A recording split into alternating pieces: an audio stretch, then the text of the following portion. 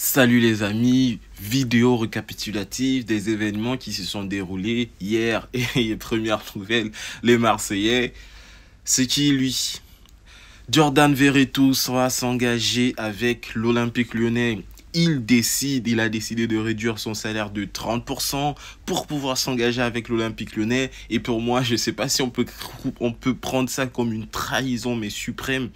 Mais je ne sais pas. Non, je ne pense même pas qu'on peut prendre ça comme une trahison parce que Jordan Verretou avait clairement reçu les informations de la part de la direction marseillaise qu'il n'aura aucune minute de jeu cette saison. Quand on parle d'un joueur comme lui qui a fait une très bonne carrière et qui actuellement avait fait une très bonne saison avec l'Olympique de Marseille, je pense qu'il est très très logique de pouvoir vouloir rebondir dans un autre club. Dans tous les cas, au passage, l'Olympique de Marseille s'en sort avec 5 millions d'euros dans ce transfert.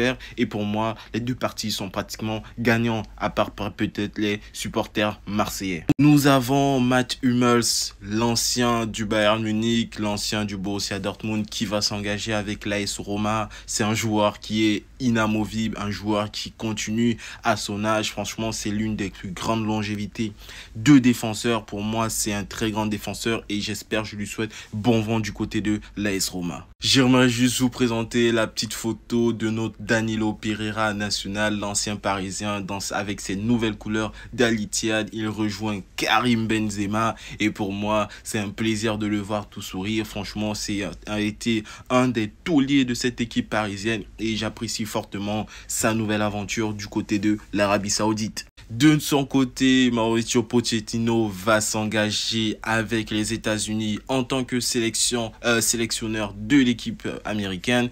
Franchement, c'est vraiment le déclin. Je ne sais pas si on peut dire vraiment déclin, mais c'est un entraîneur qui à un moment a été très hype en passant de Tottenham, Paris Saint-Germain, Chelsea et j'en passe. Franchement, mais là, retomber en tant que sélectionneur des États-Unis, pourquoi pas? Dans tous les cas, bonne chance à lui dans sa nouvelle aventure. Maintenant, nous en savons plus sur quel numéro portera Raheem Sterling avec Arsenal et ce sera le numéro 30.